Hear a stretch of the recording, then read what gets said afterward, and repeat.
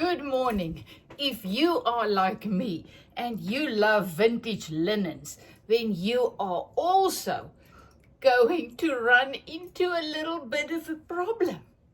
So this morning I just realized I need to sort my vintage linens out. I need to do something because yesterday I went to the charity shop and guess what?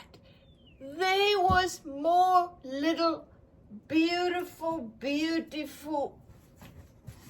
lappies, as I call it, like this. And I just realized something. You know what? I really cannot buy anymore. I need to do something with mine.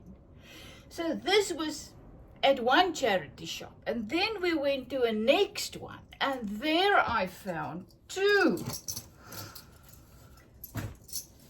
big pieces of damask linen. So if you're my age, you will know what that is. In the olden days, my parents and especially my grandparents used this as tablecloths. So it is so strong and hardy and it just does not end. So there I was at the charity shop, saw these two, I don't know, but I'm sure it was a tablecloth.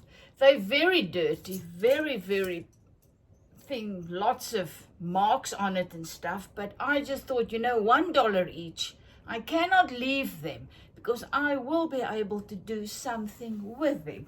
So here I'm back home and look at it. This is, I think, 1, 2, 3, 4. I've already bought 4 large ones. These aren't even that big. The previous ones were massive.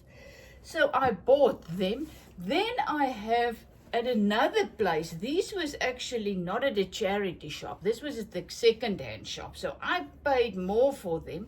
But let's say 10 Rand each. This is the serviettes. My goodness, these are absolutely gorgeous in prime spot. I mean, they are without spot. They are fantastic. So what to do with it? Because really I cannot buy more. I need to make use of them. And so this morning I realized I need some cushion covers.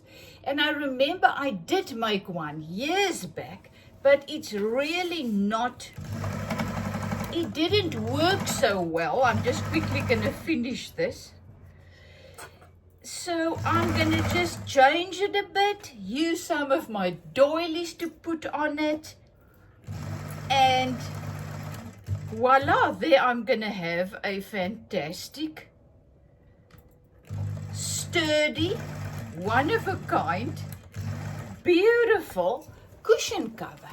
You know what I've also realized is with all of these things, some of them that is in this box, they are all these with a beautiful embroidery on it.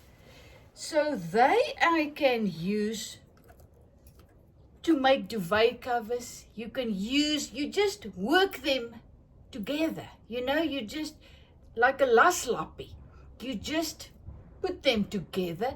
You get this huge piece, different sizes, different shapes, different colors, who cares?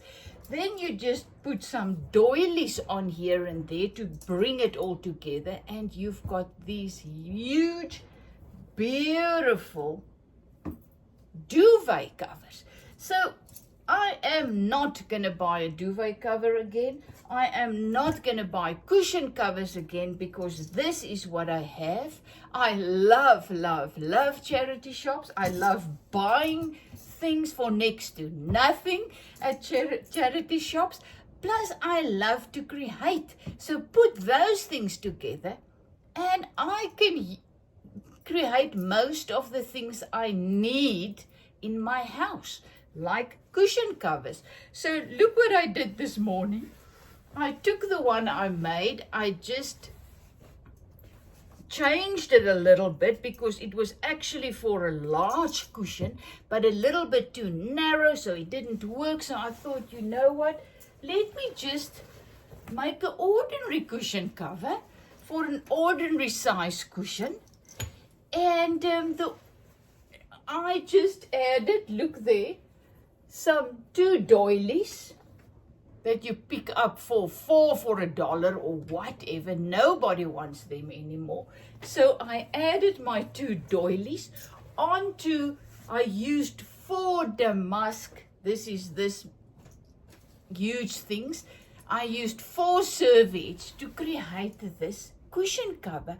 So this one of a kind, very strong, beautiful cushion cover actually cost me, let's say, at most $3. And this is going to last me for very, very long.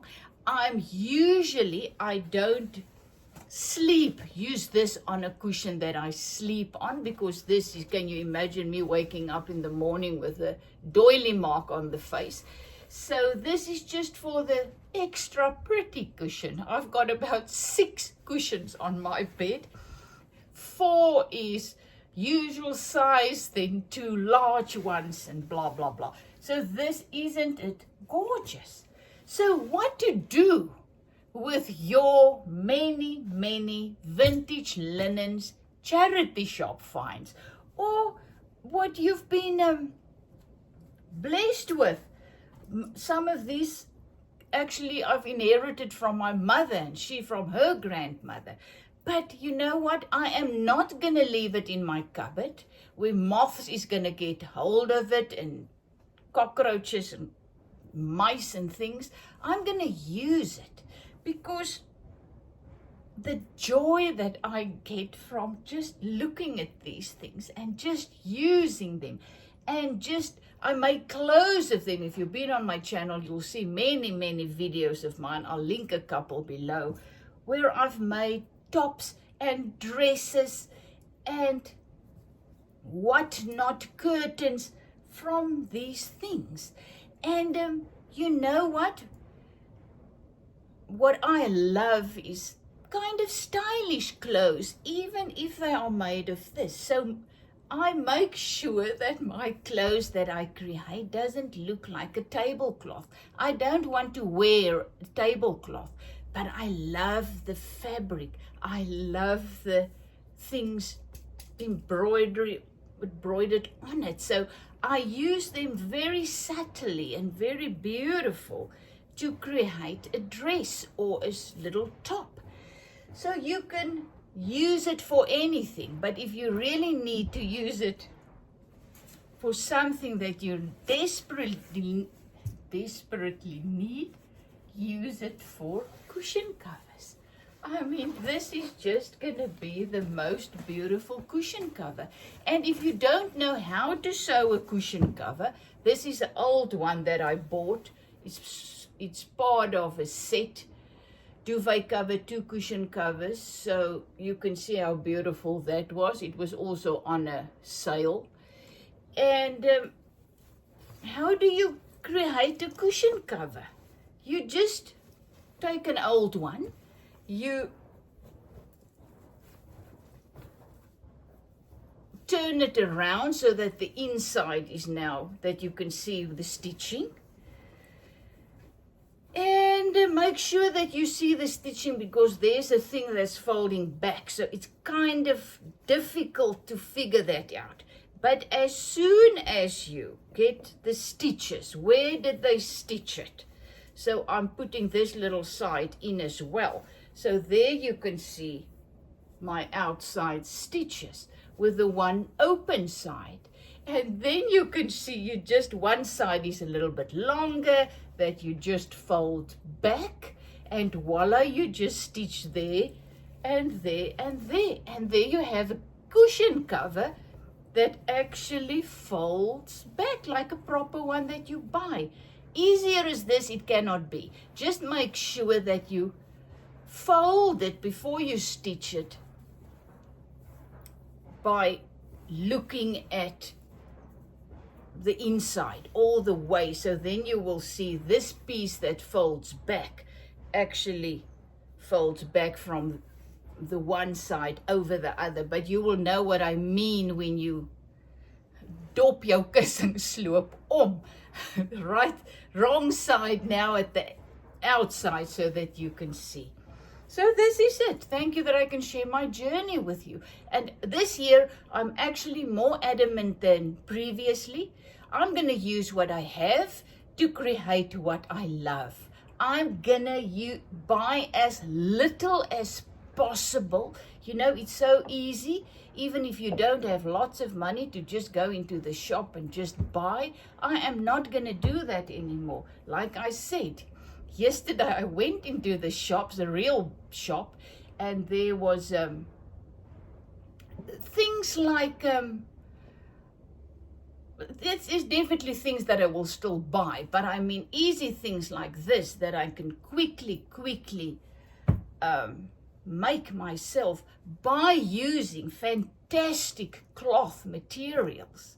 I'm going to do that because my creative juices are also flowing. I love what I create like this, so why not? Love you lots. Is it from Zetster's Lab? So I am busy. I am mending. I am looking what I have.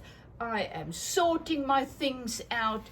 I am mending my stuff. And another thing, it doesn't have to be difficult.